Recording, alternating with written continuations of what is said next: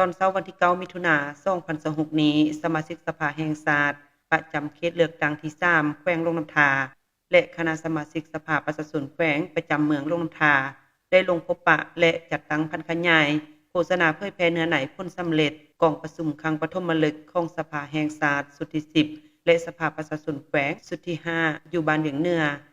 ซึ่งนำโดยท่านนางเกษรแสงยวงศ์กรรมการพรรคแขวงประธานสาพันธ์แม่หญิงแขวงสมาชิกสภาแห่งชาติประจำเขตเลือกตั้งที่3แขวงลงน้ำทา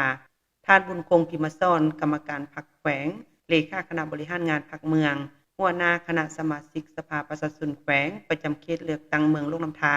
พร้อมด้วยบรรดาท่านสมาชิกสภาประชาชนแขวงประจำเขตเลือกตั้งเมืองลงน้ำทาการพบปะเผยแพร่ได้จัดขึ้นอยู่ห้องการบ้านเหยืองเหนือโดยมีองค์การจัดตั้งบ้านและพ่อแม่ประชาชนเข้าร่วมรับฟังการลงพบปะและพันขยายโฆษณาเผยแพร่ครั้งนี้บรรดาท่านสมาชิกสภาแห่งชาติประจำเขตเลือกตั้งที่3แขวงลงน้ำทาและบรรดาท่านสมาชิกสภาประชาชนแขวงประจำเขตเลือกตั้งเมืองลงน้ำทาได้นำเอาบรรดาเนื้อหามติกองประชุมครั้งปฐมฤกษ์ของสภาแห่งชาติสุดที่10และสภาประชาชนแขวงสุดที่5รวมมี25มติและ32บรรหาสำคัญในนี้กองประชุมสภาแห่งชาติได้รับรองเอา13มติและ19บรรหาสำคัญของชาติและกองประชุมสภาประชาชนแขวงได้รับรองเอา12มติและ13บรรหาสำคัญของแขวงมาเผยแพร่โดยย่อ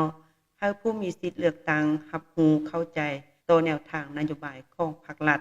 ทั้งเป็นการปฏิบัติภาระบทบาทสิทธิและหน้าที่ในการเป็นตัวแทนแห่งสิทธิและผลประโยชน์ของประชาชนบรรดาเผ่าเพื่อเก็บกำสภาพรับฟังคำคิดคำเห็นและข้อเสนอต่างๆของผู้มีสิทธิเลือกตั้งต่อการคุ้มครองรัฐคุ้มครองสังคมผ่านการลงพบปะโฆษณาเผยแพร่ในครั้งนี้ได้เฮ็ดให้พ่อแม่ประชาชนบ้านเวียงเหนือมีความรับรู้และเข้าใจแจ้งต่อแนวทางนโยบายของภาครัฐพร้อมทั้งเห็นได้ถึงความเอาใจใส่ของคณะสมาชิกสภาประชาชนแขวงในการเป็นตัวแทนแห่งสิทธิและผลประโยชน์ของประชาชนบรรดาเผ่าอย่างแท้จริงพร้อมเดียวกันนั้นคณะยังได้รับฟังการเสนอความคิดความเห็น